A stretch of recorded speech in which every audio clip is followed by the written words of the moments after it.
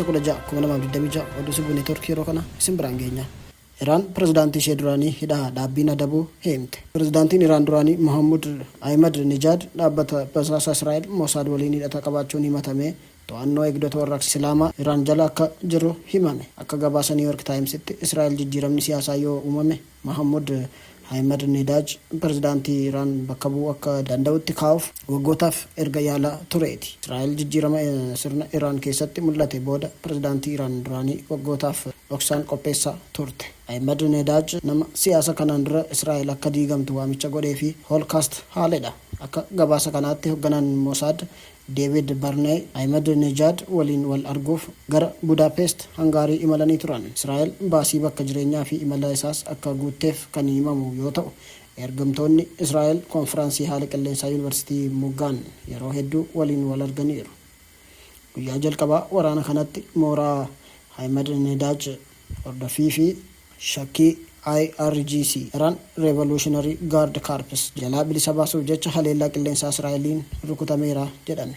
Sana booda konkolaataa Peugeot gurraacha ergamtoota Mossad oofuun gara mana dhoksaa Iraan keessa jirutti geeffamee jedhameera. Akka gabaasaaleen jedhanitti Ahmadinejad akkasitti gadi lakkifamuu waan hin jaallanneef karoora sana dhiisee dhoksaadhaan mana nageenyaa keessaa miliqee guutummaatti badeera. Sana booda torbee darbe sirna awwaalcha Ayatollah Ali Khamenei irratti haguuggiifate namoota eegdotatti ka fakkaatu waliin jecha tokko otoo hin dubbatin argame.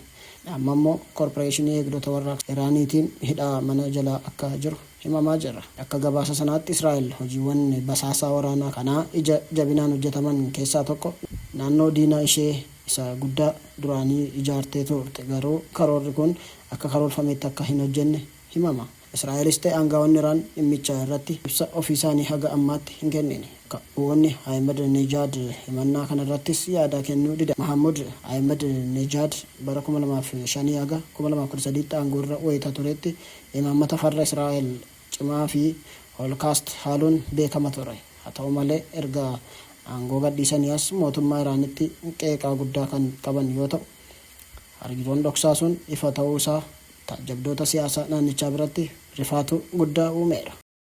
Dooniin fe'umsaa Luunii naannoo Strait of Hormuzitti bakka lamatti addaan ba'uun dhidhimte.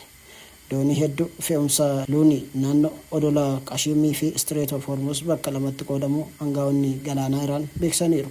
Balaan sun adoolessa 14 qarqara galaanaa Baandar Abbaasitti mudatee jedhame. Gabaasicha akka agarsiisutti dooniin ulfaatina toonii 43 feetu kan dhaabbata Turkii tokkoon hojjetamee fi alaabaa Saint Kitts fi Nevis jalatti kan deemtu guyyoota muraasa dura doonii fe'umsaa kan biraa waliin erga walitti bu'ee booda caasaa isaarra miidhaa guddaan ga'eera jedhame. Balaan sun kan mudate erga qaamni doonii sanaa caccabee booda.